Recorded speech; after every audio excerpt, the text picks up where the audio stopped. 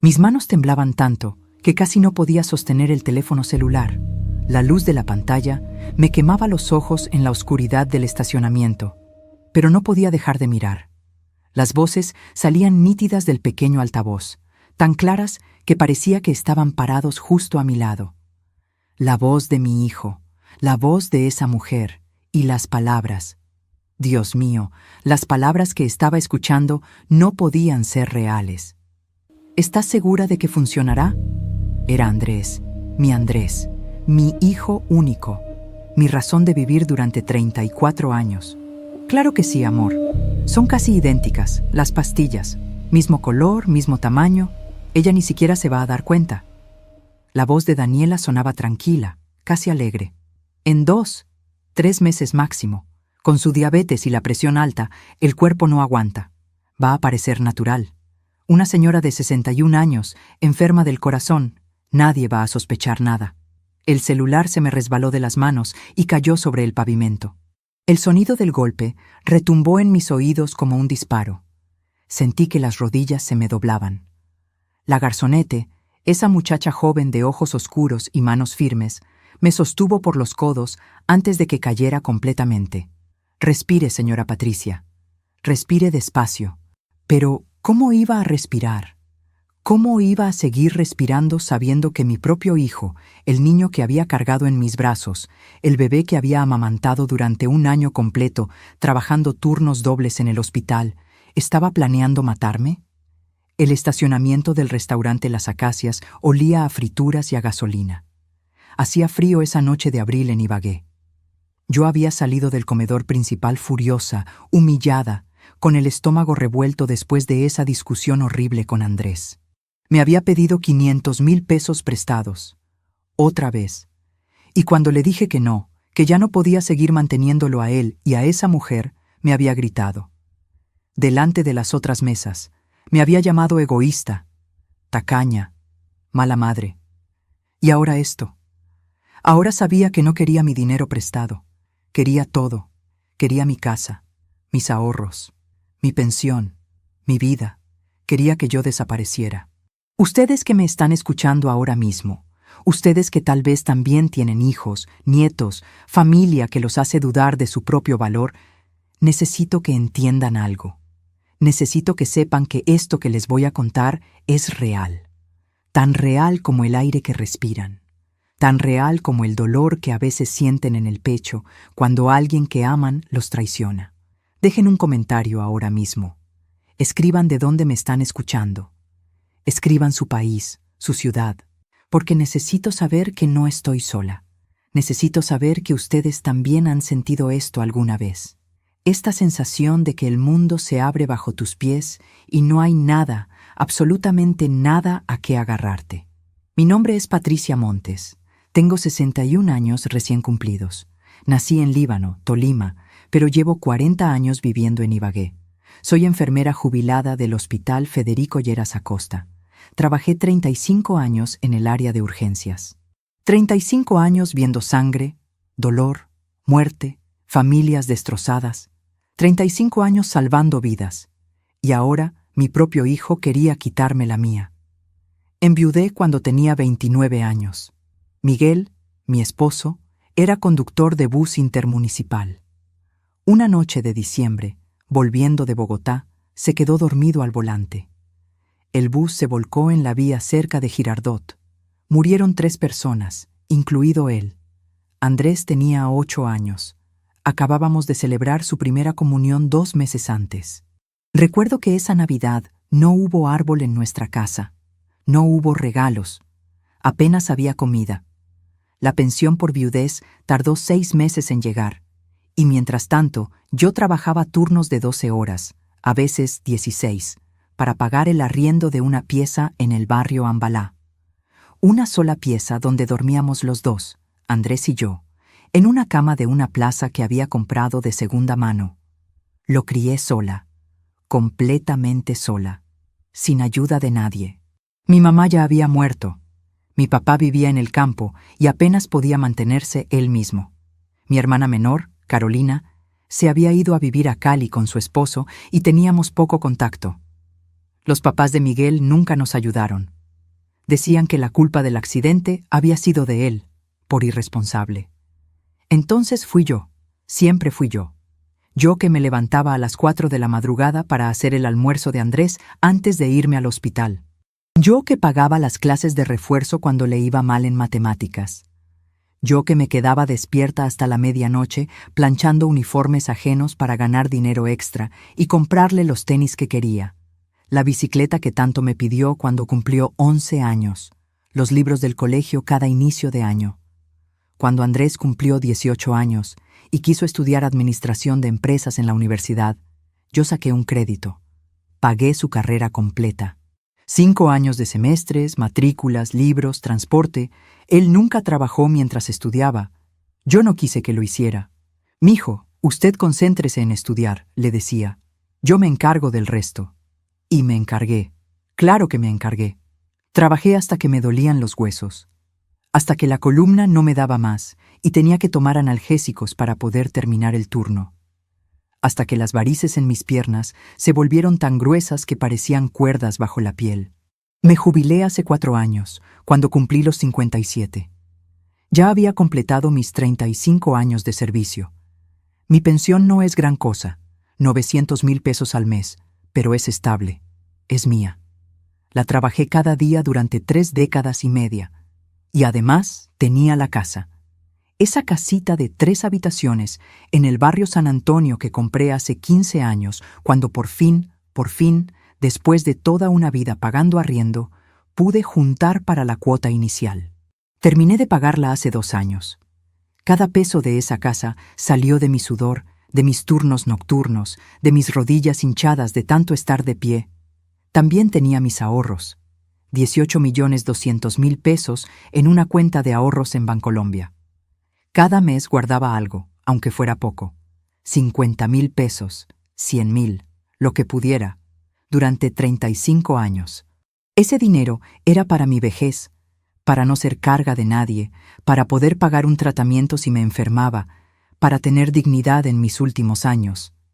Andrés lo sabía.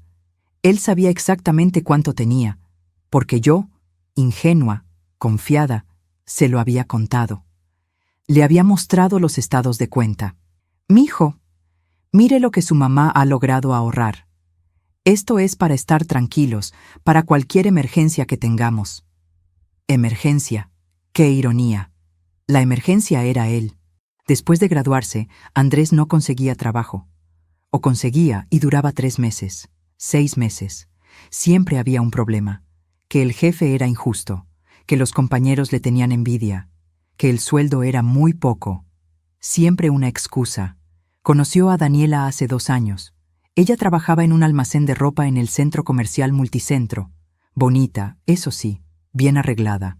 Uñas siempre perfectas, cabello tinturado, ropa de marca.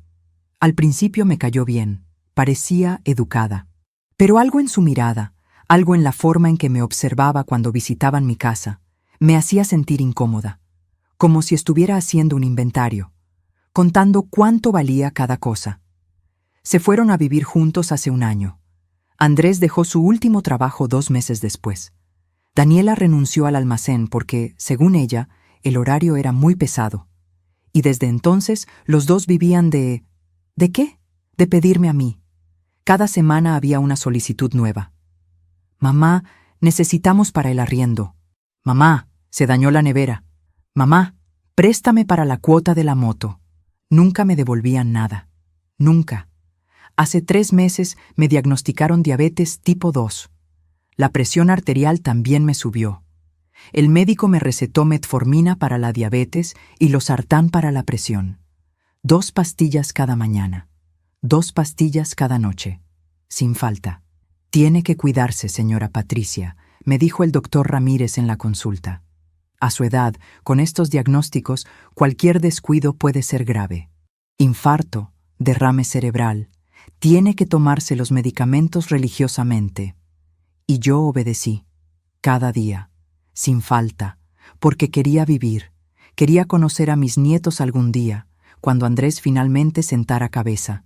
Quería viajar, aunque fuera una vez, a San Andrés, esa playa que siempre vi en fotos y nunca pude conocer. Quería disfrutar de mi pensión, de mi casa, de levantarme sin despertador, de tomar café despacio en las mañanas. Esa noche, la noche del restaurante, Andrés me había llamado en la tarde. «Mamá, la invito a cenar. Quiero hablar con usted. Hace tiempo que no compartimos». Su voz sonaba dulce, cariñosa, como cuando era niño y quería que le comprara algo. Debí sospechar, pero soy madre. Y las madres somos tontas. Siempre queremos creer que esta vez será diferente, que esta vez nuestros hijos sí nos valoran, que esta vez el amor va a ser suficiente. Me arreglé bonito. Me puse el vestido azul que compré para el matrimonio de la hija de mi vecina. Me pinté los labios. Me eché perfume. Llegué al restaurante Las Acacias a las 7:30 de la noche. Andrés ya estaba ahí, en una mesa cerca de la ventana. Solo. Cenamos. Hablamos de cosas sin importancia. Él estaba encantador. Me preguntó por mi salud, por las vecinas, por mi hermana Carolina. Pidió sancocho de gallina para los dos. Pidió jugo de lulo. Sonreía. Y entonces, en el postre, soltó la bomba. «Mamá, necesito que me preste 500,000 pesos. Es urgente». Sentí que algo se rompía dentro de mí. 500,000 pesos. Otra vez. Siempre lo mismo. «Andrés, no puedo.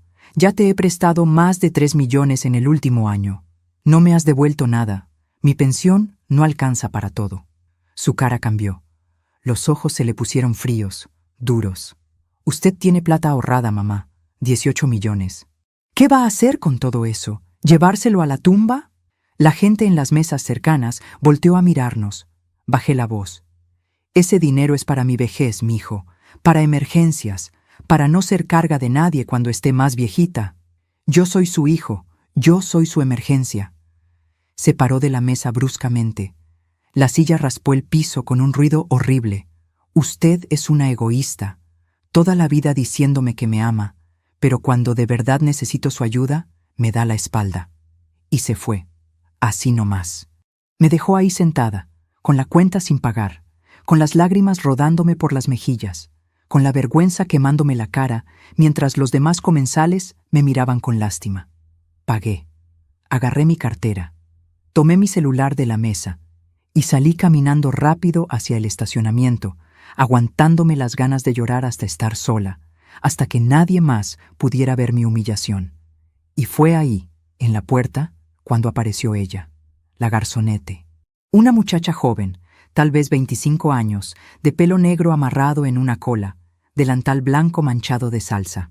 Señora Patricia, espere, olvidó su celular». Pero yo ya lo tenía en la mano.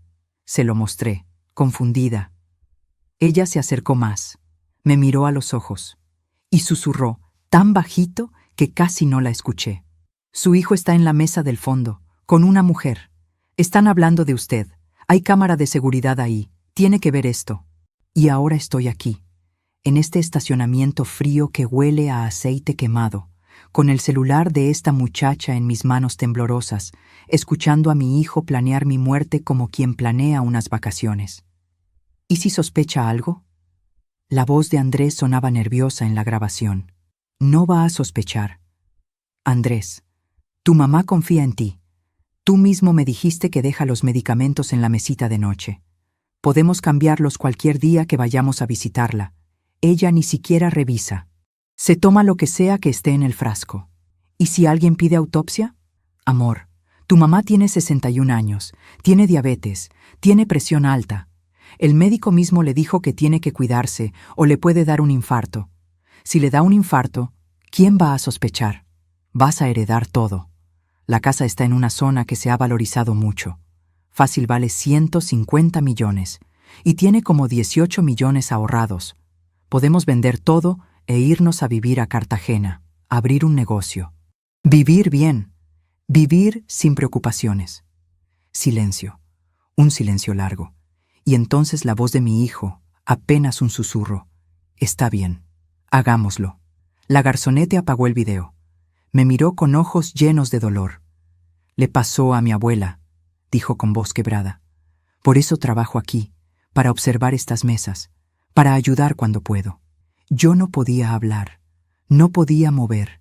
Sentía el cuerpo entero congelado, como si me hubieran sumergido en hielo. Mi hijo, mi bebé, el niño al que le canté canciones de cuna durante noches enteras cuando tenía fiebre. El niño que me abrazaba y me decía, «Eres la mejor mamá del mundo» cada vez que le compraba algo. Ese niño quería matarme. La garzonete sacó su propio celular. «Vamos a llamar a la policía. Ahora». Pero yo apenas podía respirar. Apenas podía sostenerme de pie. El mundo daba vueltas. Las luces del estacionamiento se volvían borrosas. ¿Cómo había llegado hasta aquí? ¿Cómo una vida entera de sacrificio, de amor, de entrega absoluta terminaba así? En un estacionamiento oscuro, descubriendo que tu único hijo, tu única familia, prefería verte muerta. No tenía respuesta. No tenía nada. Solo un dolor tan profundo, tan completo, que sentía que me estaba ahogando en él. Y lo peor, lo que más me destrozaba en ese momento, era una pregunta que no podía sacarme de la cabeza. ¿Qué hice mal? La policía llegó 20 minutos después. 2 agentes jóvenes, un hombre y una mujer, que me miraron con esa mezcla de lástima y profesionalismo que yo misma había visto tantas veces en el hospital cuando llegaban casos difíciles. La garzonete, que me dijo que se llamaba Luz Marina, les mostró el video de la cámara de seguridad. Les explicó todo. Yo apenas podía hablar. Me senté en el capó de un carro que no era mío y dejé que ella contara mi historia porque mi garganta estaba cerrada, como si alguien me hubiera apretado el cuello con las 2 manos. «Necesitamos que usted presente la denuncia formal, señora», me dijo la agente, una muchacha de unos 30 años con el pelo recogido en un moño apretado. «Con este video tenemos evidencia de conspiración para cometer homicidio, pero usted tiene que declarar. Declarar contra mi propio hijo. Ponerle nombre y apellido a esta pesadilla. Pero antes de llegar a esa comisaría, antes de firmar esos papeles que convertirían a Andrés en un criminal ante la ley, mi mente se fue para atrás, para muy atrás, porque necesitaba entender. Necesitaba encontrar el momento exacto en que todo se torció, el momento en que mi hijo dejó de ser mi hijo y se convirtió en esto. Andrés nació un 23 de marzo de 1992. Llovía esa madrugada en Ibagué. Una lluvia fuerte, de esas que inundan las calles y hacen que el agua entre por debajo de las puertas. Miguel me llevó al hospital en su bus, el mismo bus en el que moriría 8 años después. Yo tenía 26 años. Era mi primer hijo. Estaba aterrada. El parto duró 14 horas. 14 horas de contracciones que me partían por la mitad. Pero cuando por fin lo pusieron en mis brazos, cuando sentí su cuerpecito caliente contra mi pecho, cuando vi sus ojos cerrados y su boca perfecta buscando mi piel, supe que haría cualquier cosa por él. Cualquier cosa. Los primeros años fueron duros, pero hermosos. Miguel trabajaba largas jornadas manejando la ruta Ibagué-Bogotá. Yo trabajaba turnos rotativos en urgencias. A veces nos cruzábamos apenas unos minutos en la casa. Yo llegando, él saliendo. Él llegando, yo saliendo. Pero siempre, uno de los dos estaba con Andrés. Nunca lo dejamos solo. Nunca lo dejamos con extraños. Recuerdo una Navidad, Andrés tendría como 5 años, en que Miguel y yo juntamos peso sobre peso para comprarle un carrito de control remoto que había visto en la vitrina de un almacén del centro. Era rojo, brillante, con luces. Costaba 80,000 pesos, una fortuna para nosotros en ese tiempo. Comimos arroz con huevo durante un mes para poder comprarlo. La cara de Andrés esa mañana de Navidad, cuando abrió la caja y vio ese carro, fue la cosa más linda que he visto en mi vida. Gritó de felicidad. Se abrazó a mí, a Miguel, al mismo tiempo. «Son los mejores papás del mundo», dijo. Y yo me sentí rica, más rica que cualquier persona con plata en el banco. Pero entonces llegó diciembre de 2000, la muerte de Miguel, y todo cambió. Andrés se volvió callado. Dejó de jugar, se sentaba en la cama que compartíamos y miraba la pared durante horas. No lloraba. Eso era lo que más me asustaba. No lloraba nunca, como si el dolor fuera tan grande que ni siquiera podía salir. Yo tampoco lloraba. No tenía tiempo. Tenía que trabajar. Tenía que pagar cuentas. Tenía que mantener a mi hijo. Los años que siguieron fueron una nebulosa de cansancio. Me levantaba a las 4 de la madrugada. Preparaba desayuno y almuerzo. Dejaba a Andrés en la escuela a las 7. Corría al hospital para el turno de 8 de la mañana a 8 de la noche. Recogía a Andrés donde la vecina que me hacía el favor de cuidarlo por las tardes. Llegábamos a la casa a las 9 de la noche. Cenábamos cualquier cosa. Él hacía tareas. Yo lavaba ropa a mano porque no teníamos lavadora. A las 11 de la noche caía en la cama como muerta. Los sábados y domingos trabajaba lavando y planchando ropa ajena. 5,000 pesos la carga. 10 cargas por fin de semana. 50,000 pesos extra que hacían la diferencia entre comer bien o pasar hambre. Andrés me veía trabajar. Me veía llegar a la casa con las manos agrietadas del jabón. Me veía quedarme dormida sentada en la mesa. Me veía contar monedas para saber si alcanzaba para la leche del desayuno. «Mamá, cuando yo sea grande, voy a trabajar mucho y te voy a comprar una casa», me dijo una vez. Tendría unos 11 años. Estábamos comiendo lentejas, otra vez lentejas, porque era lo único que había alcanzado para la semana. Le acaricié el pelo. «No te preocupes por eso, mijo. Tú solo estudia. Estudia mucho para que seas alguien en la vida, para que no tengas que sufrir como su mamá». Y estudió. O eso creí. Pasaba las materias, pero nunca fue brillante. Nunca fue de los mejores del salón. Siempre había una excusa. Que el profesor explicaba mal, que los compañeros hacían ruido, que la tarea era muy difícil. Cuando cumplió 15 años, empecé a notar algo, una actitud, un tono en la voz cuando me hablaba, como si yo fuera menos, como si le diera vergüenza que yo fuera su mamá. Sus compañeros del colegio tenían papás con carros, con casas grandes, con plata para darles mesada todas las semanas. Andrés llegaba a la casa y me pedía cosas, tenis de marca, un celular nuevo, ropa de tal o cual almacén caro. «Mijo, no puedo, no alcanza. Todos mis amigos tienen, solo yo no, solo yo parezco pordiosero». Esas palabras me dolían más que cualquier golpe, pero yo lo entendía, o quería entenderlo. Era un adolescente. Los adolescentes son así, quieren encajar, quieren ser aceptados. Entonces me partía el lomo más todavía. Conseguía turnos extras, trabajaba en festivos, ahorraba de mi propia comida para comprarle a él lo que pedía. No los tenis más caros, pero unos parecidos. No el celular último modelo, pero uno decente.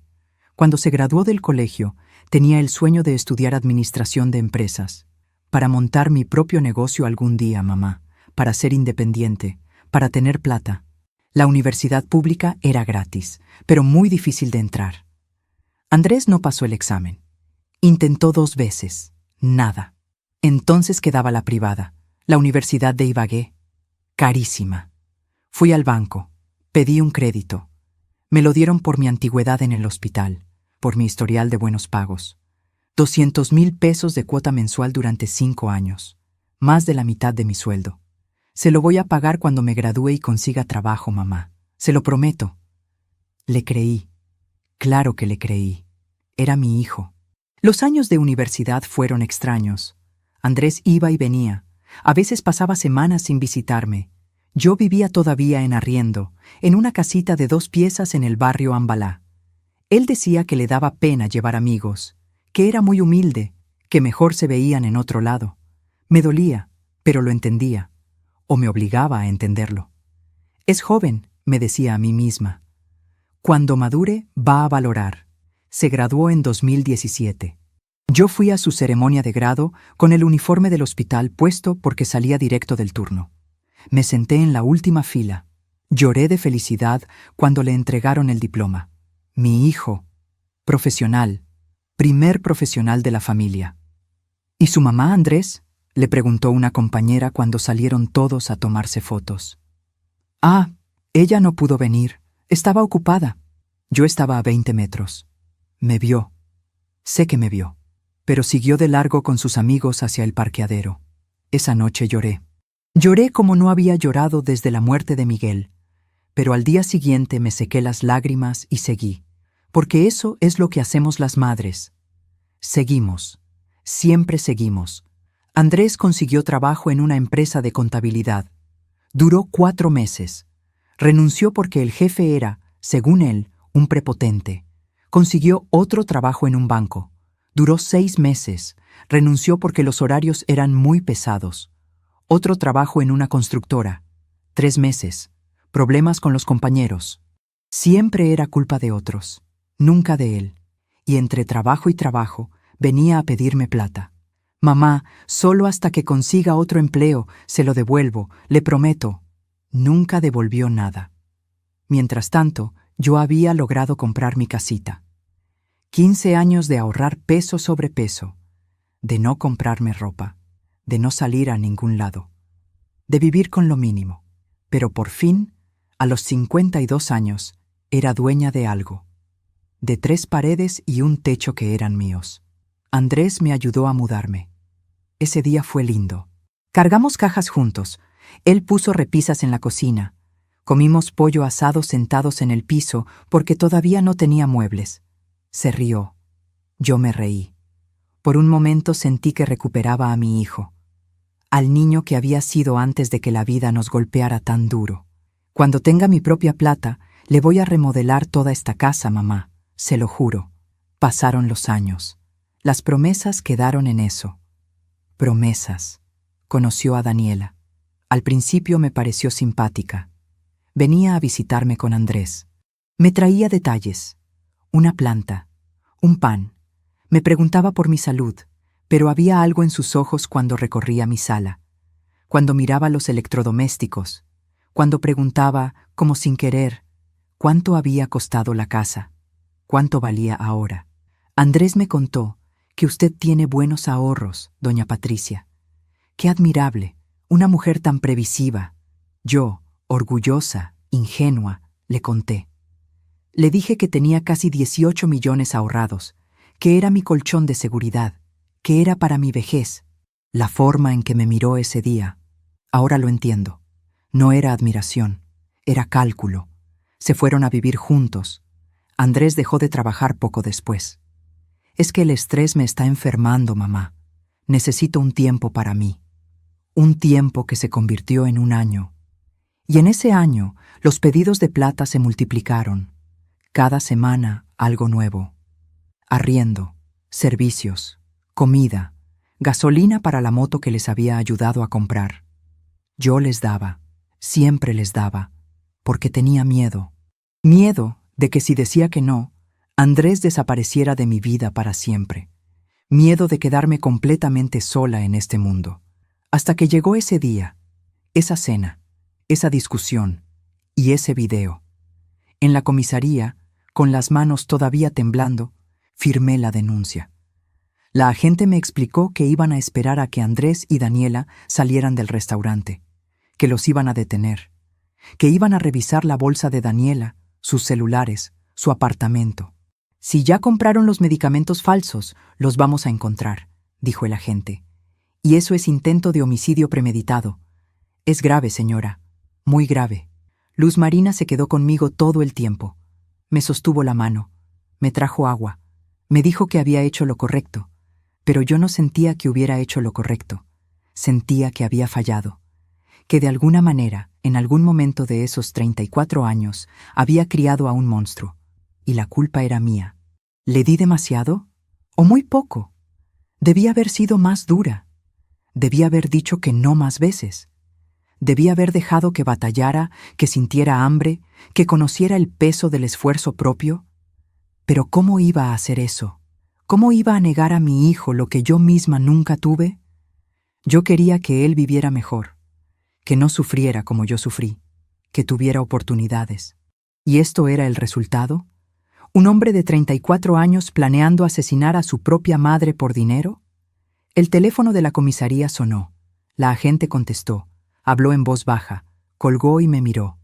Ya los detuvieron, están en camino. Mi estómago se retorció. En minutos iba a ver a Andrés. Iba a ver su cara cuando supiera que yo sabía, que había escuchado todo, que había llamado a la policía. y no sabía si estaba lista para eso. No sabía si alguna vez iba a estar lista para mirar a los ojos al hijo que había criado y ver a un extraño, a un enemigo, a un asesino. La puerta de la comisaría se abrió. Entraron 2 agentes, y entre ellos, esposados, Andrés y Daniela. Mi hijo me vio, y en sus ojos no vi arrepentimiento. No vi vergüenza, vi rabia. Rabia pura. ¿Qué hiciste, mamá? ¿Qué mierda hiciste? Y ahí, en ese momento, se rompió lo último que quedaba. El último hilo que nos unía. La última esperanza de que tal vez, esto era un error. Una pesadilla de la que iba a despertar. Pero no era un error. Era real. Y mi hijo, mi único hijo, me odiaba por haber elegido mi propia vida sobre su codicia. La agente tuvo que agarrarme del brazo porque mis piernas dejaron de responder. Ver a Andrés esposado, con el uniforme de siempre, esa camisa azul que yo misma le había planchado hacía 2 semanas cuando vino a visitarme, me partió algo adentro del pecho.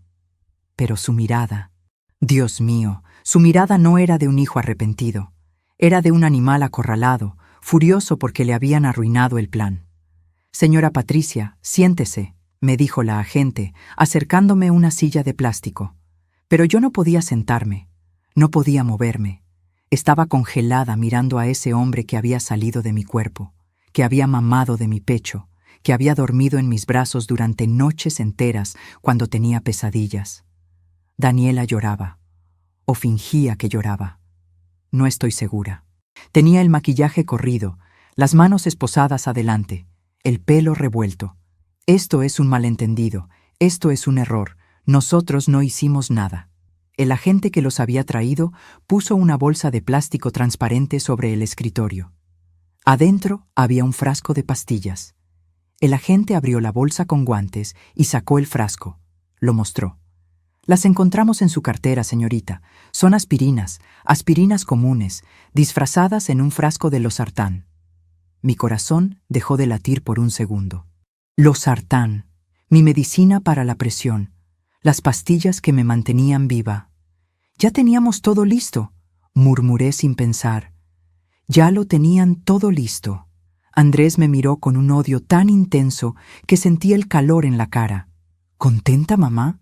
¿Contenta de arruinarme la vida? ¿Arruinarte la vida?» Las palabras me salieron como un grito. Ni siquiera sabía que tenía esa voz dentro de mí. «Ibas a matarme, ibas a envenenarme como a una rata». «No seas dramática, solo queríamos que te enfermaras un poco, que tuvieras un susto, para que hicieras testamento, para que pusieras todo a mi nombre antes de que fuera demasiado tarde». Un susto. Llamaba a mi muerte un susto. La agente intervino. «Señor, tiene derecho a permanecer en silencio. Le sugiero que lo use». Pero Andrés no se callaba. Estaba fuera de control. Años de resentimiento saliendo como lava de un volcán. Toda mi vida escuchándote decir que no había plata, que teníamos que ahorrar, que teníamos que cuidarnos. Y resulta que tenías 18 millones guardados, 18 millones mientras yo vivía como pordiosero.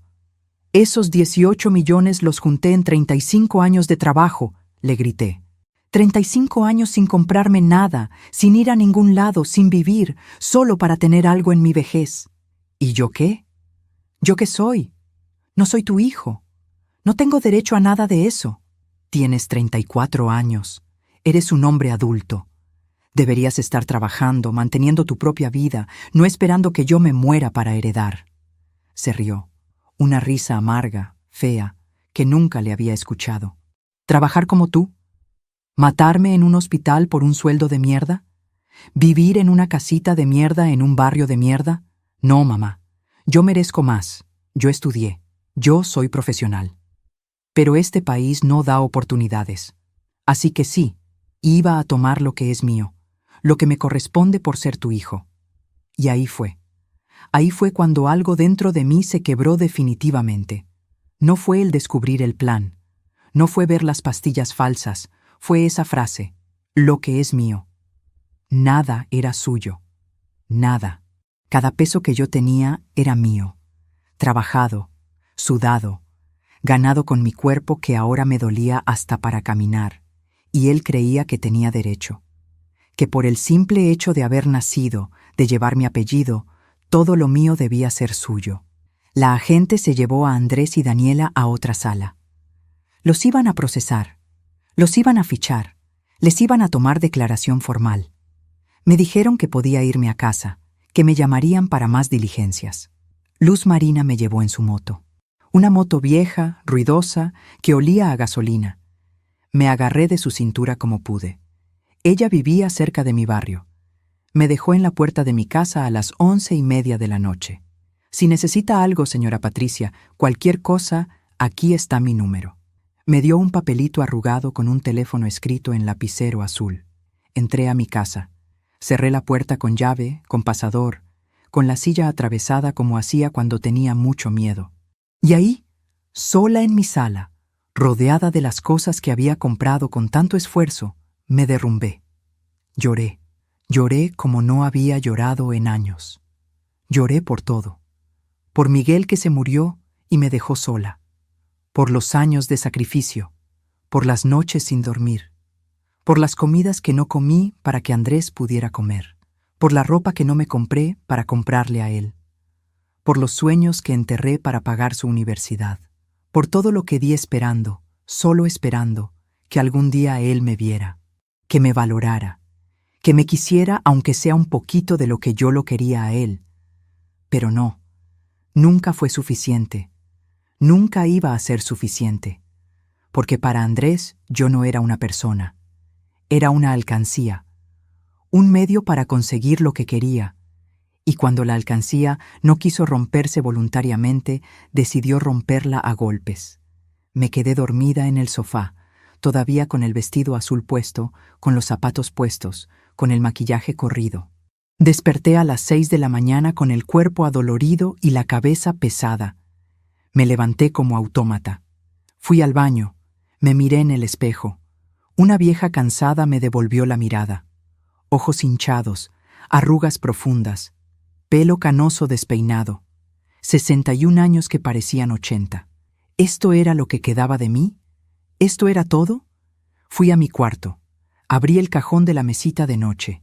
Ahí estaba el frasco de losartán. El verdadero. Tomé una pastilla. La tragué con agua. Y entonces me quedé mirando ese frasco durante mucho tiempo. Si Andrés hubiera logrado cambiar las pastillas, en 2 meses yo estaría muerta. Muerta. Y él estaría vendiendo mi casa, gastándose mis ahorros, viviendo la vida que quería mientras yo me pudría en un cementerio sin que nadie llorara mi muerte. Algo cambió en mí en ese momento. Algo hizo clic, como cuando aprietas un interruptor y se prende una luz. Basta. Hasta aquí. No más llantos. No más lamentos. No más preguntarme qué hice mal. Había criado a mi hijo lo mejor que pude con las herramientas que tenía. Si él decidió ser esto, esta cosa cruel y codiciosa, esa era su decisión, no la mía. Yo no tenía que cargar con esa culpa, pero tampoco iba a ser víctima. No más. Me bañé, me vestí con ropa cómoda, pantalón de sudadera, camiseta vieja, tenis. Me amarré el pelo y empecé a pensar. Andrés conocía todo de mi vida. Sabía dónde guardaba mis documentos, sabía cuánto tenía ahorrado y en qué banco. Sabía que la casa estaba a mi nombre solo. Sabía que no tenía testamento hecho. Sabía que si yo moría sin testamento, él, como hijo único, heredaba todo automáticamente. Pero, ¿y si yo cambiaba eso? ¿Y si tomaba el control antes de que fuera demasiado tarde? Busqué en el closet la caja de zapatos donde guardaba mis papeles importantes, escrituras de la casa, estados de cuenta del banco, certificados, documentos de identidad. Todo estaba ahí. Los puse sobre la mesa del comedor. Los organicé. E hice una lista en un cuaderno viejo. 1. Ir al banco. Mover el dinero a otra cuenta que Andrés no conozca. 2. Ir donde un abogado. Hacer testamento. 3. Averiguar qué pasa con la casa si la vendo. ¿Cuánto vale? ¿Cuáles son mis opciones? 4. Hablar con Carolina, mi hermana. Contarle todo, por si acaso. Carolina. Hacía casi un año que no hablábamos. Después del entierro de nuestra tía Berenice en Cali, nos habíamos distanciado. Cosas tontas. Diferencias que ahora parecían insignificantes. Pero era mi hermana, la única familia de sangre que me quedaba además de Andrés. Y necesitaba que alguien supiera lo que estaba pasando. Busqué mi celular. Marqué su número. Sonó 4 veces antes de que contestara. «¿Patricia? ¿Qué pasó? ¿Estás bien?» Y ahí, con voz calmada, sin llorar, le conté todo. Desde la cena en el restaurante hasta las pastillas falsas. Hasta la detención. Hasta las palabras de Andrés en la comisaría. Carolina se quedó en silencio durante varios segundos. Después escuché su voz quebrada. «Ese desgraciado, ese hijo de puta. Patricia, tienes que protegerte, tienes que asegurar todo. Lo sé, por eso te llamo. Necesito que sepas, por si algo me pasa. No te va a pasar nada. Ese par de malnacidos van a ir presos. Pero igual, haz lo que tengas que hacer. Y si necesitas venirte para Cali unos días, aquí está tu casa. Mi esposo y yo te recibimos con los brazos abiertos». Colgué sintiéndome un poco menos sola, un poco menos perdida. Eran las 8 de la mañana de un sábado. Los bancos abrían a las 9. Tomé desayuno, café con pan. Tomé mis pastillas, las verdaderas, y salí de mi casa con mi cartera, mis documentos y una determinación que nunca había sentido antes. En el bus hacia el centro, mirando por la ventana las calles de Ibagué que conocía de memoria, pensé en todas las veces que había dicho que sí cuando quería decir que no. Todas las veces que había dado cuando no tenía. Todas las veces que había aguantado humillaciones, groserías, desprecios, solo por no perder a Andrés. Pero ya lo había perdido. Tal vez nunca lo tuve realmente. No de la forma en que una madre quiere tener a un hijo, con amor, con respeto, con reciprocidad. Y si ya lo había perdido, entonces no tenía nada más que perder. Llegué al banco a las 9:05 de la mañana. Saqué número para atención al cliente. Esperé media hora sentada en esas sillas incómodas de plástico, viendo a la gente entrar y salir, haciendo fila, viviendo sus vidas normales mientras la mía se caía a pedazos. Cuando me llamaron, me atendió una muchacha joven de unos 25 años. Le expliqué que quería abrir una cuenta nueva y transferir todos mis ahorros ahí. Que la cuenta vieja la dejara abierta pero vacía. «¿Algún problema, señora?», me preguntó con esa amabilidad profesional de los empleados de banco. «Problemas familiares», dije simplemente. No hizo más preguntas. Me ayudó con todo el papeleo. En una hora, mis 18.200.000 pesos estaban en una cuenta nueva que solo yo conocía. La tarjeta me llegaba en 5 días hábiles a la dirección que yo indicara. «Mándemela al banco. Yo vengo a recogerla aquí». No quería que llegara nada a mi casa. No sabía si Andrés tenía llaves. No sabía si en algún momento, cuando saliera de la cárcel, intentaría entrar, romper, buscar, robar. Salí del banco sintiéndome más liviana. Primer paso dado. Mi plata estaba a salvo. Ahora venía lo segundo, el testamento. Recordé que la vecina de la casa de al lado, doña Cecilia, tenía un hijo abogado. Le había ayudado con un problema de escrituras hacía un tiempo. Volví a mi casa. Toqué la puerta de doña Cecilia. Me abrió con su delantal de flores puesto, oliendo a arepa recién hecha. «Ay, Patricia, mi niña, ¿qué pasó? Se ve terrible». Y le conté. No todo, solo lo necesario. Que había tenido problemas serios con Andrés. Que necesitaba hablar con un abogado urgente. Me dio el teléfono de su hijo. «Llámelo ahora mismo. Dígale que va de mi parte». Llamé. Me dio cita para el lunes en la mañana. 2 días. 2 días para pensar qué iba a hacer con mi testamento. A quién le iba a dejar mi casa. Mis ahorros. Mi pensión no se podía heredar. Eso lo sabía. Pero lo demás, sí. Se lo dejaba a Carolina, a alguna institución de caridad, a la iglesia, al hospital donde trabajé tantos años. No lo sabía todavía. Pero lo que sí sabía era esto. Andrés no iba a ver ni un peso mío. Nunca. Me senté esa noche en mi comedor con un plato de sopa que apenas probé. Afuera llovía, una lluvia suave que golpeaba contra las tejas. Y en el silencio de mi casa, rodeada de los muebles que había comprado de a poco durante años, Sentí algo nuevo. No era felicidad. Todavía no. El dolor seguía ahí, profundo, sangrante, pero era algo parecido a la paz de saber que había tomado una decisión, que había dejado de ser pasiva, que había dejado de esperar que Andrés cambiara, que me quisiera, que me valorara. Ya no esperaba nada de él. Y esa ausencia de expectativa, dolorosa como era, también era liberadora. Por primera vez en 34 años iba a vivir para mí, solo para mí. Y eso, descubrí, daba más miedo que cualquier cosa que hubiera enfrentado antes. Pero también daba fuerza. El lunes a las 9 de la mañana estaba sentada en la oficina del abogado. Se llamaba Ernesto Villamil. Tenía unos 40 años, traje gris, escritorio ordenado, y me ofreció café que acepté solo para tener algo que hacer con las manos mientras le contaba mi historia. Escuchó todo sin interrumpir. Tomaba notas en una libreta amarilla. Cuando terminé, se quitó los anteojos y los limpió con un pañito que sacó del bolsillo. Señora Patricia, lo que su hijo intentó hacer es gravísimo. Usted hizo bien en denunciar. Ahora, hablemos de proteger su patrimonio.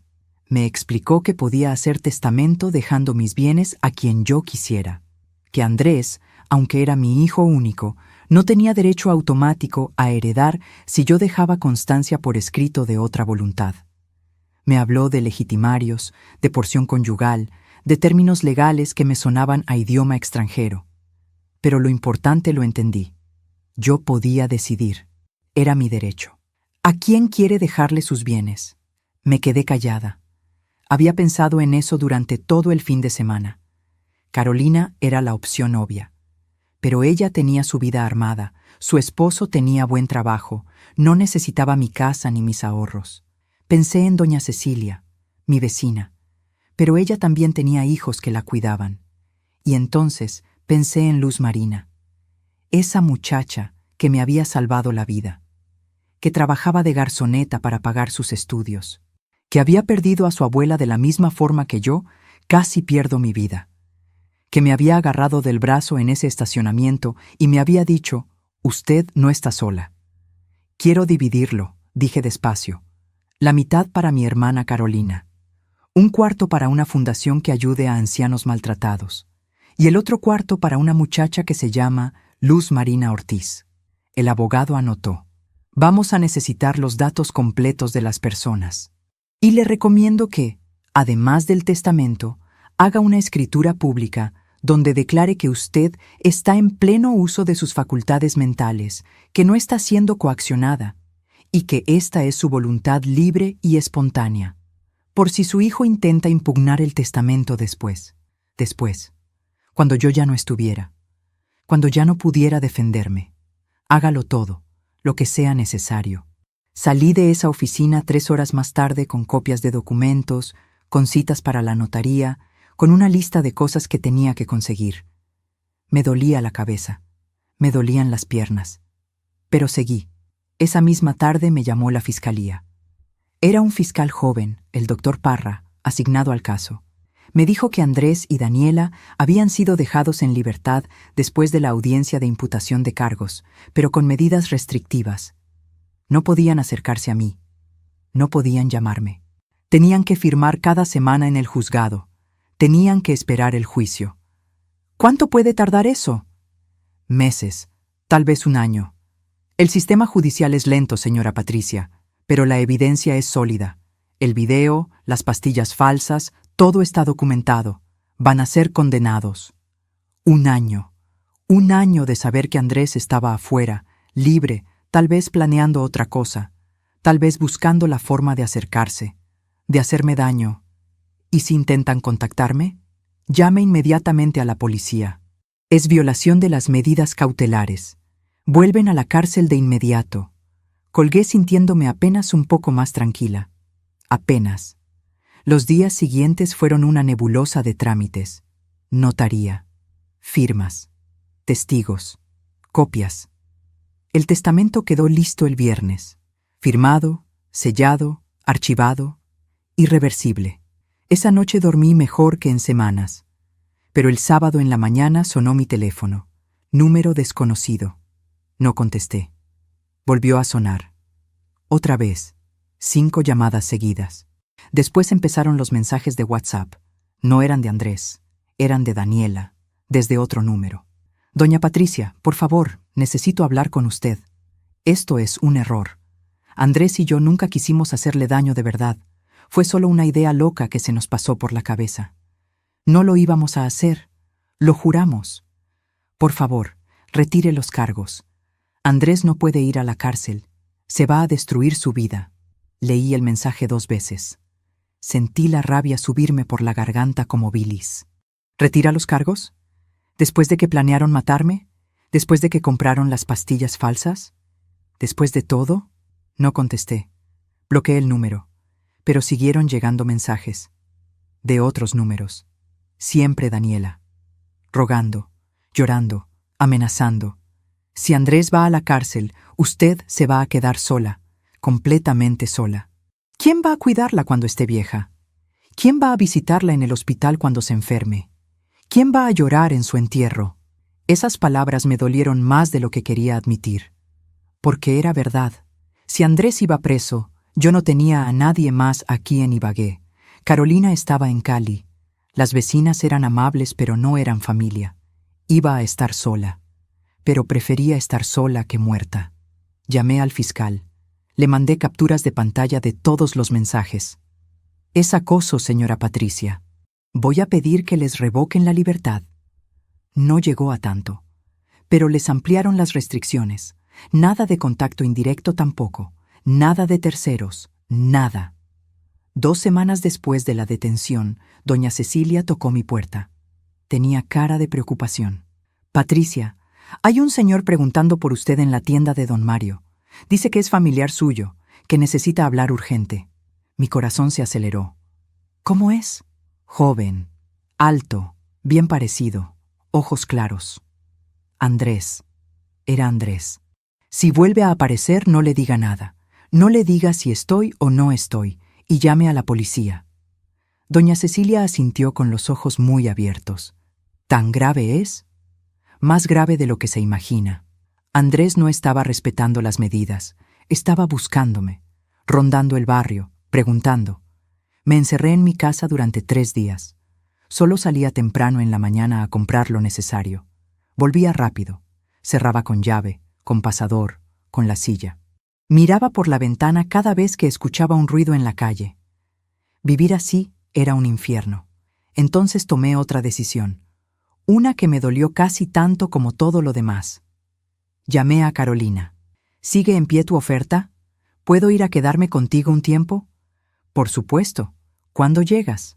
En 3 días. Necesito arreglar unas cosas acá primero. Lo que necesitaba arreglar era la casa.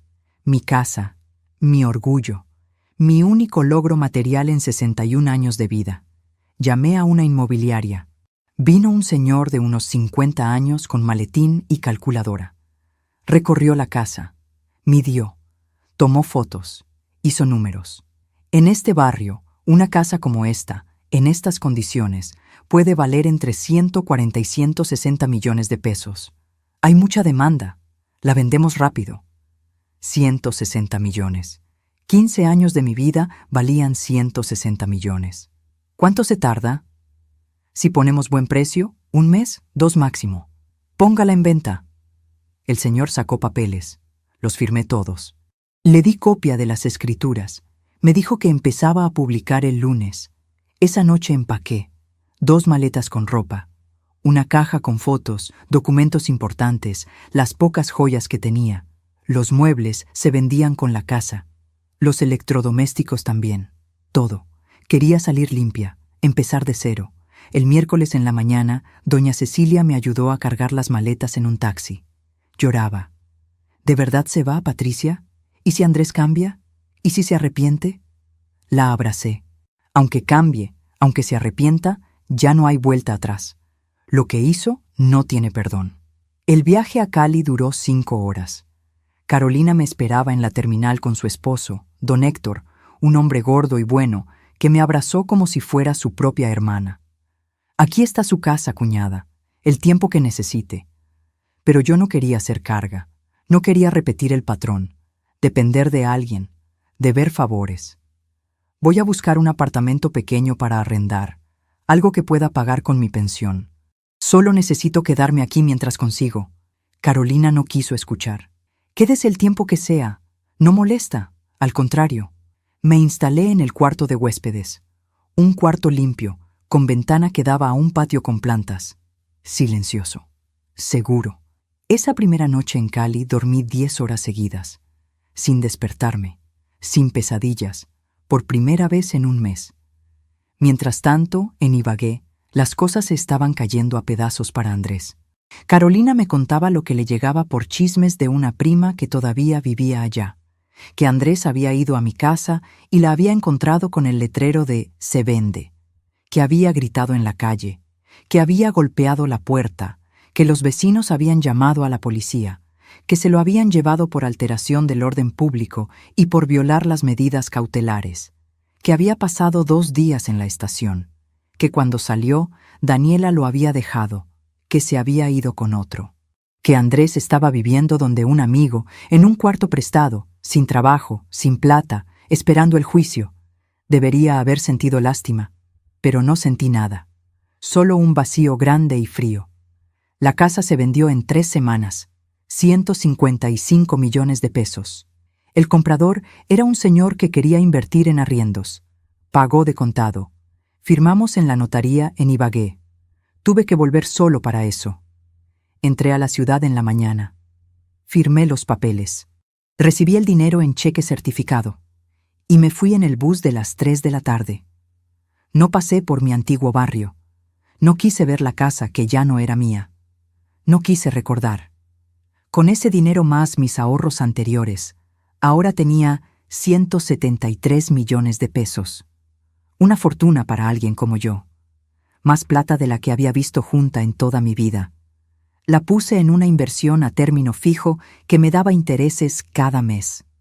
800,000 pesos mensuales, más mi pensión de 900,000. Tenía 1,700,000 pesos al mes. Para mí sola. Podía vivir bien. Podía hasta darme gustos. Arrendé un apartamento pequeño en el barrio San Fernando en Cali. Un cuarto, sala comedor, cocina, baño. Piso 3, silencioso, limpio, seguro. 500,000 pesos de arriendo. Me sobraba más de 1,000,000 cada mes. Por primera vez en mi vida, me sobraba plata. 3 meses después de haberme ido de Ibagué, el fiscal me llamó. Tenían fecha de juicio. Sería en 2 meses más. Tenía que ir a declarar. ¿Es obligatorio? Usted es la víctima, señora Patricia. Su testimonio es fundamental. 2 meses. En 2 meses tendría que volver. Tendría que sentarme en una sala de audiencias. Tendría que mirar a Andrés a la cara. Tendría que contar mi historia delante de un juez, de un secretario, de abogados, de extraños. La idea me aterraba, pero también sabía que era necesario, que era parte del cierre, que si no lo hacía, esto nunca iba a terminar. El día del juicio llegó. Carolina fue conmigo. Nos sentamos en la sala de audiencias. Fría, con olor a papel viejo y desinfectante. Andrés entró esposado. Había adelgazado. Tenía ojeras, el pelo descuidado, ropa arrugada. Me miró. Yo lo miré. Y en sus ojos vi algo que nunca había visto antes. Miedo. Miedo de verdad. No rabia, no odio. Miedo. El juicio duró 3 horas. Mostraron el video. Mostraron las pastillas. Yo declaré. Conté todo. Luz Marina declaró también. El abogado defensor intentó decir que era un malentendido, que eran ideas sin intención real, que nunca lo habrían hecho de verdad. Pero el fiscal mostró mensajes entre Andrés y Daniela. Mensajes de semanas antes, planeando, calculando cuánto valía mi casa, cuánto podrían sacar, cómo iban a repartirlo, cómo se iban a ir del país apenas yo muriera. Todo estaba ahí, negro sobre blanco, prueba tras prueba. El juez dictó sentencia inmediata. 8 años de prisión para Andrés. 6 para Daniela por complicidad. 8 años. Andrés se derrumbó. Lloró. Gritó. «Mamá, por favor. Mamá, perdóneme. Mamá, no deje que me metan a la cárcel. ¡Por favor! Los guardias se lo llevaron. Sus gritos resonaron en el pasillo hasta que se cerraron las puertas. Carolina me agarró la mano. Ya está, ya pasó, pero no había pasado, porque todavía quedaba algo que necesitaba hacer, algo que necesitaba decir. Pedí hablar con Andrés antes de que lo trasladaran. El fiscal arregló una sala. 5 minutos. Con guardia presente. Entré. Andrés estaba sentado en una silla metálica, esposado, con la cara roja de tanto llorar. Me vio y empezó otra vez. Mamá, perdóneme, yo no quería. Fue Daniela, ella me convenció. Yo estaba confundido, yo la amo, usted es mi mamá. Levanté la mano. Se calló. Y entonces dije lo que había venido a decir, con voz tranquila, firme, sin temblar. Andrés, yo te di todo lo que tenía y todo lo que no tenía. Te di mi juventud, mi salud, mi dinero, mis sueños. Y tú decidiste que no era suficiente, que querías más, que querías todo, hasta mi vida. Ahora vas a pagar por eso. Y yo voy a seguir viviendo. Voy a vivir cada día que me quede sin culpa, sin arrepentimiento, sin pensar en ti. Porque tú dejaste de ser mi hijo el día que decidiste matarme. Ya no tengo hijo. Ya no tienes madre. Adiós, Andrés. Me di la vuelta y salí de esa sala sin mirar atrás. Afuera, Carolina me esperaba. Me abrazó. Y esta vez, cuando lloré, no fue de dolor. Fue de alivio. Los primeros meses en Cali fueron extraños. Me despertaba en las mañanas sin saber dónde estaba. Buscaba con la mano la mesita de noche de mi antigua casa y encontraba otra diferente. Miraba por la ventana esperando ver el patio de doña Cecilia y veía edificios. Todo era nuevo, todo era distinto, pero distinto no significaba malo. Carolina me presentó a sus amigas del barrio, señoras de mi edad, algunas mayores, que se reunían los martes y jueves en la casa de una de ellas para tejer, para tomar tinto, para hablar de la vida. Al principio me daba pena ir. No sabía qué decir. No sabía cómo presentarme sin contar mi historia, sin explicar por qué una mujer de 61 años había llegado sola, sin esposo, sin hijos, a empezar de cero en una ciudad donde no conocía a nadie. Pero ellas no preguntaban. O si preguntaban, lo hacían con delicadeza. ¿Tiene familia en Ibagué? Sí, pero preferí venirme para acá, para estar cerca de mi hermana. Y con eso bastaba. No necesitaban saber más. Doña Amparo, una señora gorda y cariñosa de 67 años, me enseñó a tejer. Yo nunca había aprendido, nunca había tenido tiempo. Siempre estaba trabajando, corriendo, haciendo algo urgente. Pero ahora tenía tiempo, todo el tiempo del mundo. Mis dedos, deformados por la artritis, torpes al principio, aprendieron a manejar las agujas. Aprendieron a seguir el patrón. Hice mi primera bufanda en 2 semanas. Era fea, dispareja, con huecos, pero era mía. La había hecho yo con mis manos que habían salvado vidas en urgencias durante 35 años y que ahora aprendían a crear algo suave, algo inútil, algo solo para el placer de hacerlo. Doña Amparo me regaló lana rosada. Para que se haga un suéter bonito, mi niña. Usted merece cosas bonitas. Cosas bonitas. Nunca me había comprado cosas bonitas. Siempre lo práctico, lo barato, lo que durara. Pero ahora tenía plata. Tenía más plata de la que nunca había tenido. ¿Y por qué no gastarla en mí? Fui al centro comercial Chipichape con Carolina. Hacía años que no entraba a un centro comercial solo para mirar, para pasear, sin la urgencia de comprar algo específico y salir corriendo. Entramos a un almacén de ropa. Carolina me animaba. Pruébese eso, pruébese esto. Ese color le queda lindo. Me probé un vestido verde agua. Me quedaba bien. Me hacía ver más joven, más viva. ¿Cuánto cuesta?, le pregunté a la vendedora. 120,000 pesos, señora, pero está en promoción. 90,000. 90,000 pesos. Antes habría dicho que no, que era muy caro, que con esa plata podía comprar comida para 2 semanas. Pero ahora, con mi pensión y mis intereses, 90,000 pesos era poco. Era nada. Me lo llevo. Carolina sonrió. Así se hace, hermana. Compré también zapatos, una cartera, crema para la cara, perfume.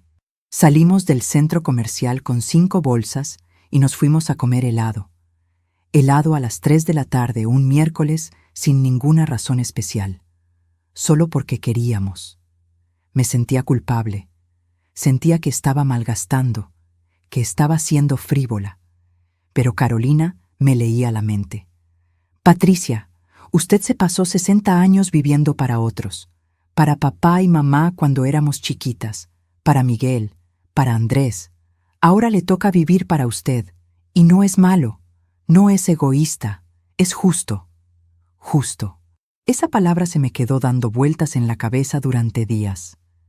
Empecé a hacer cosas que nunca había hecho. Me inscribí en un grupo de caminata para adultos mayores que salía todas las mañanas a las 6 al parque del barrio. Éramos como 20 personas, hombres y mujeres entre 55 y 75 años, caminando, estirando, riendo. El profesor, un señor flaco de unos 60 años, llamado don Efraín, era animado y simpático. «Vamos, doña Patricia, un pasito más, usted puede». Y podía. Mi cuerpo, que creía gastado, todavía respondía. Las rodillas me dolían menos cuando caminaba. La espalda se me enderezaba. Bajé 4 kilos en 2 meses sin proponérmelo. Me sentía más liviana, más fuerte. Don Efraín me invitó a tomar café después de una de las caminatas. Solo nosotros dos. Me puse nerviosa como una adolescente. Hacía más de 20 años que un hombre no me invitaba a nada. «Solo es un café, doña Patricia, para conocernos mejor. Me parece usted una señora muy interesante». Fuimos a una panadería cerca del parque. Hablamos durante 1 hora. Me contó que era viudo, que su esposa había muerto de cáncer hacía 5 años, que tenía 3 hijos adultos que vivían en Bogotá y en Medellín, que se sentía solo a veces, pero que la caminata lo mantenía activo y contento. Le conté mi historia. No todo, solo lo necesario, que era viuda también, que había tenido un hijo pero que la relación se había roto, que estaba empezando de nuevo en Cali. No me juzgó, no me tuvo lástima, solo asintió. Empezar de nuevo a nuestra edad es difícil, pero también es valiente. Nos hicimos amigos, solo amigos, sin presiones, sin expectativas. Pero era lindo tener a alguien que me preguntara cómo estaba, que se acordara de mi cumpleaños, que me guardara un pan de bono de los que vendían en la panadería porque sabía que me gustaban. Mientras yo construía esta vida nueva, tranquila, casi feliz, Andrés se hundía. Carolina seguía recibiendo noticias de Ibagué por la prima. Andrés estaba en la cárcel La Picota en Bogotá. Lo habían trasladado ahí porque en Ibagué no había cupo. Estaba en un pabellón común. Compartía celda con otros 5 hombres. Dormía en un camastro de metal. Comía lo que le daban. La prima había ido a visitarlo una vez por lástima. Dijo que estaba irreconocible, flaco, pálido, asustado, que lloraba todo el tiempo, que decía que no aguantaba más, que se quería morir. Daniela estaba en la cárcel de mujeres El Buen Pastor, también en Bogotá. No habían vuelto a hablar. Ella le echaba la culpa a él. Él le echaba la culpa a ella. Los dos decían que eran inocentes. Los dos decían que el otro los había obligado. Me contaban esto esperando que yo sintiera algo. Lástima, culpa, remordimiento.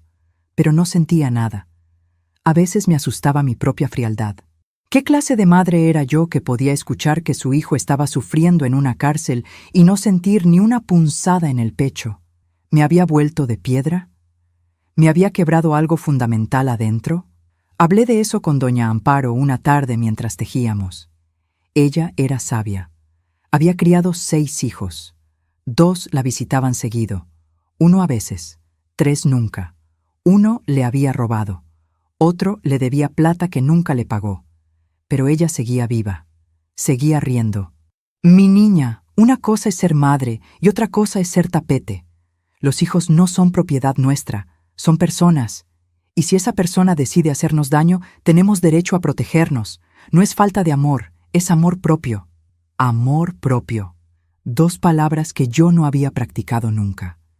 6 meses después del juicio, recibí una carta del abogado de Andrés. Decía que Andrés quería verme, que estaba arrepentido, que necesitaba mi perdón para poder seguir viviendo, que por favor considerara visitarlo en la cárcel. Rompí la carta, la tiré a la basura. 2 semanas después llegó otra, y otra, siempre lo mismo. Andrés rogando, Andrés sufriendo, Andrés necesitando, y yo sin responder, hasta que llegó una carta distinta, escrita a mano, con letra temblorosa, de Andrés mismo. Mamá, sé que no merezco nada de usted, sé que lo que hice no tiene perdón, pero necesito que sepa que todos los días pienso en lo que le hice, en cómo la lastimé, en todo lo que usted me dio y cómo yo lo tiré a la basura. No le pido que me perdone, no le pido que me visite, solo le pido que sepa que lo siento, que daría cualquier cosa por regresar el tiempo y no haber escuchado a Daniela, por haber sido el hijo que usted merecía. Pero no puedo, y voy a vivir con eso hasta el día que me muera. La quiero, mamá, aunque no me crea, aunque no le importe, la quiero. Leí esa carta 3 veces, y lloré.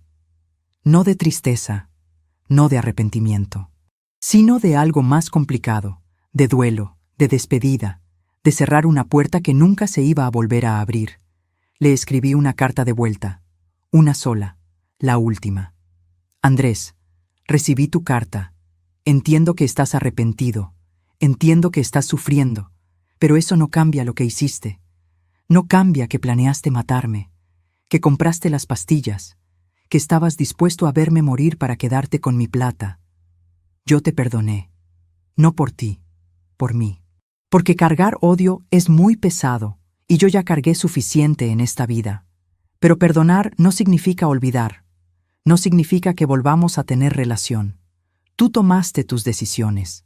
Ahora vive con las consecuencias. Yo voy a vivir con las mías.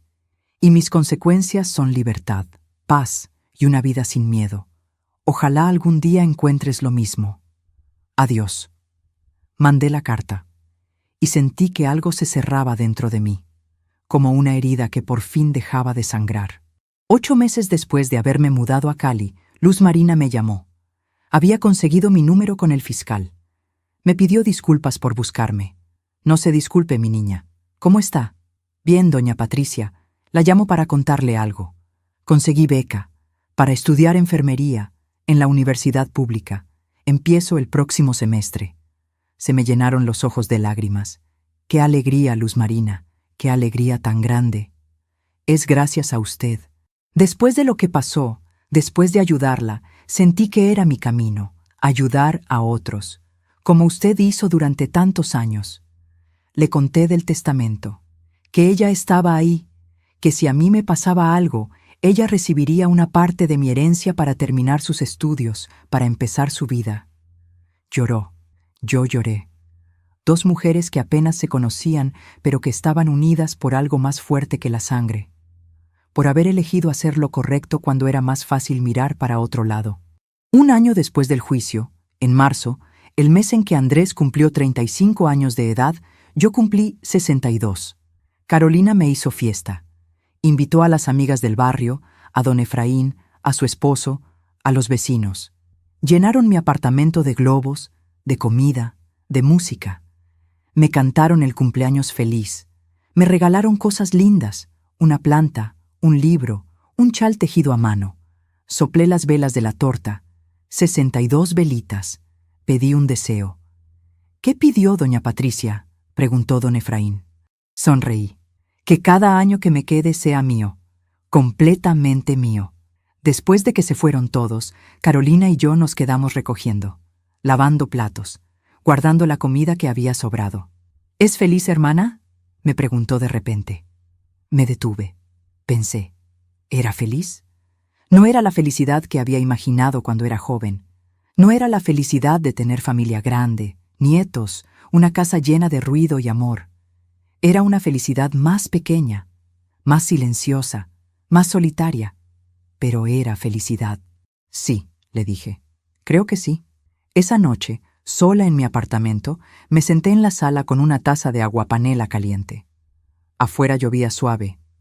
Adentro estaba calientico. Tenía el estómago lleno de torta y sancocho. Tenía el corazón lleno de voces amigas, de risas, de abrazos. Miré alrededor. Mi apartamento pequeño, mis muebles sencillos comprados de a poco, mis plantas en la ventana, mi vida armada con retazos nuevos sobre ruinas viejas. No era mucho, pero era mío. Y por primera vez en 62 años, nadie me lo podía quitar. Nadie me podía robar esta paz. Nadie me podía hacer sentir que no era suficiente. Porque yo era suficiente. Siempre lo había sido. Solo que ahora, por fin, lo sabía. Tomé un sorbo de aguapanela, cerré los ojos y sonreí. Porque había sobrevivido, no solo al intento de asesinato, sino a toda una vida de dar sin recibir, de amar sin ser valorada, de existir para otros sin existir para mí misma. Y ahora existía, completamente, totalmente. Y eso, descubrí, era la victoria más grande de todas. Han pasado 2 años y medio desde aquella noche en el restaurante Las Acacias. 2 años y medio desde que escuché a mi hijo planear mi muerte. 2 años y medio desde que mi vida se partió en dos, el antes y el después. Estoy sentada en el balcón de mi apartamento en Cali. Son las 6 de la tarde de un domingo de octubre. El cielo está naranja, de ese color que solo se ve cuando el sol se está despidiendo del día. Tengo en las manos una taza de chocolate caliente que me preparé yo misma, sin prisa, sin pensar en nada más que en el placer de ese olor dulce subiendo en el vapor. Mañana cumplo 64 años. 64 años que hace 3 años pensé que no iba a cumplir, que mi hijo había decidido que no merecía cumplir. Pero aquí estoy, viva, respirando, sintiendo el aire fresco de la tarde en la cara.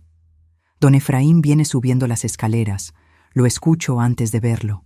Siempre silba cuando sube. Una canción vieja que no sé cómo se llama, pero que ya reconozco. Trae una bolsa de la panadería. Buenas tardes, doña Patricia.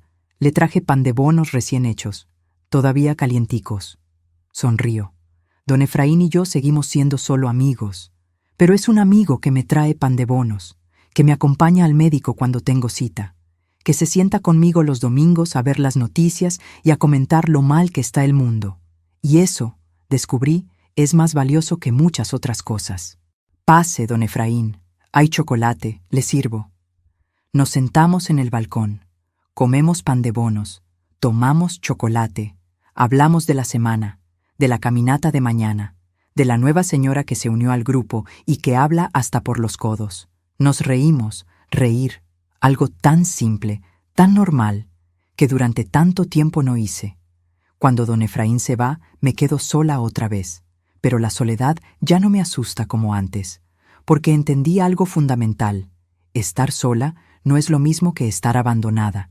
Estar sola puede ser una elección. Puede ser paz. Luz Marina viene a visitarme cada 2 meses. Ya va en 3er semestre de enfermería. Le está yendo bien. Me cuenta de sus clases, de sus prácticas, de los pacientes que ve en el hospital. Tiene los ojos brillantes cuando habla. Los mismos ojos brillantes que yo tenía cuando empecé en urgencias hace más de 40 años. Usted es mi inspiración, doña Patricia, me dijo la última vez que vino. Cuando me canso, cuando pienso que no puedo más, pienso en usted, en todo lo que vivió, en cómo se levantó, y sigo. No sé si merezco ser inspiración de nadie, pero me gusta pensar que mi historia, con todo su dolor, puede ayudar a alguien más, puede darle fuerzas a otra persona que está pasando por lo mismo. Hace 6 meses recibí otra carta de Andrés, la última que he recibido. Decía que lo habían trasladado a una cárcel en Ibagué por buen comportamiento, que estaba trabajando en la panadería de la cárcel, que estaba estudiando por correspondencia para terminar una especialización, que había encontrado apoyo en un grupo religioso que visitaba a los internos, que estaba cambiando. Decía que entendía si yo nunca quería verlo, que respetaba mi decisión, pero que si algún día lejano, yo sentía que podía escucharlo, él estaría esperando. No le respondí esa carta, pero tampoco la rompí. La guardé en un sobre junto con la otra. Tal vez algún día las lea de nuevo. Tal vez algún día, cuando esté más vieja, más cerca del final, sienta la necesidad de cerrar ese círculo de otra forma. O tal vez no. Tal vez estas cartas guardadas sean suficiente. Evidencia de que él intentó, de que yo elegí cuidarme, de que ambos seguimos caminos separados, y eso está bien. No sé qué va a pasar con Andrés cuando salga de la cárcel. Le quedan todavía 5 años y medio de condena. Para ese entonces yo tendré 69 años. Él 40. Toda una vida por delante todavía. A veces pienso en él. No puedo evitarlo. Es mi hijo. Por más que haya cortado el vínculo, por más que haya puesto límites, la memoria está ahí. El bebé que fue, el niño que cargué, los momentos buenos que sí existieron antes de que todo se pudriera. Pero pensar en él ya no me duele como antes. Ya no me quita el sueño. Ya no me hace sentir culpable. Porque entendí algo que me tomó 61 años aprender. Yo no soy responsable de las decisiones de otros, ni siquiera de las decisiones de mi hijo. Él es un adulto. Tomó sus decisiones. Yo tomé las mías. Y mis decisiones me trajeron aquí, a este balcón, a esta vida tranquila, a esta versión de mí que no sabía que existía. Carolina me dice que me veo diferente, más joven, más liviana, que me río más, que hablo más, que antes parecía que cargaba el mundo en los hombros y ahora camino derecha. Tiene razón, ya no cargo nada que no sea mío. El dinero que me quedó de la venta de la casa y de mis ahorros lo tengo bien invertido. No lo toco excepto para los gastos normales y para darme algunos gustos. El año pasado me fui con Carolina y don Héctor a Cartagena, 5 días en la playa. Fue la primera vez en mi vida que vi el mar. Me paré en la orilla con el agua fría en los pies y lloré. Lloré de alegría, porque había llegado ahí, porque había sobrevivido, porque el mar que siempre quise conocer por fin estaba frente a mí, y yo estaba viva para verlo. Don Efraín me tomó una foto. Salí con el pelo revuelto por el viento, el vestido mojado en la orilla, los brazos abiertos, sonriendo. Esa foto está en mi sala, la miro todos los días, y me recuerda que valió la pena, que todo, absolutamente todo lo que viví, valió la pena porque me trajo hasta aquí. Ustedes que me están escuchando ahora mismo, ustedes que llegaron hasta este punto de mi historia, necesito decirles algo importante. Sé que muchos de ustedes están pasando por situaciones parecidas. Hijos que abusan, hijos que piden y piden sin devolver nunca. Hijos que los hacen sentir culpables por querer guardar algo para ustedes mismos. Hijos que los manipulan con frases como «Usted es mi mamá, tiene que ayudarme» o «¿Qué va a hacer con esa plata si ya está viejo?» Y sé que ustedes se aguantan, que dan, que ceden, porque son madres, porque son padres, porque el amor de madre, el amor de padre, es lo más fuerte que existe en este mundo. Pero escúchenme bien, el amor no puede ser unilateral. El amor no puede ser abuso disfrazado de obligación. Ustedes tienen derecho a decir que no. Tienen derecho a guardar su dinero para su vejez. Tienen derecho a poner límites. Tienen derecho a alejarse de quien les hace daño, aunque sea su propia sangre. No es egoísmo. No es falta de amor. Es amor propio. Es dignidad.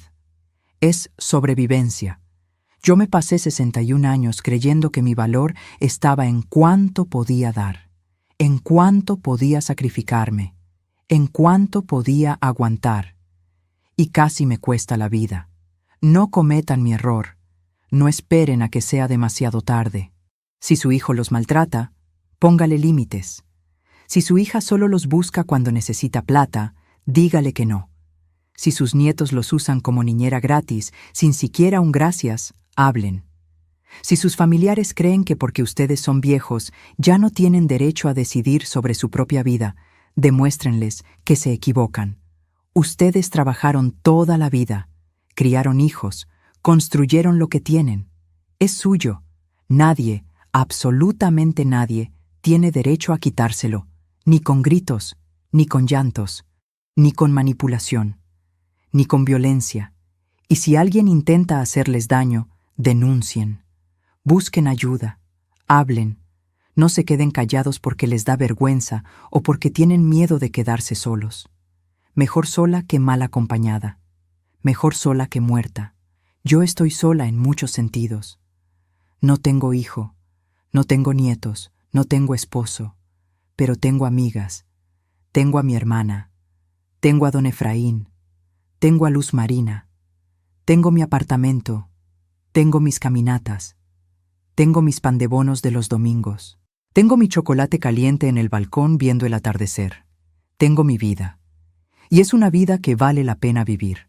Si mi historia les sirvió de algo, si sintieron que no están solos, si se vieron reflejados en algo de lo que conté, les pido un favor. Dejen un me gusta en este video. Ayuda a que más personas lo vean, a que más madres, más padres, más abuelos sepan que no están solos, que hay salida, que se puede sobrevivir. Suscríbanse al canal.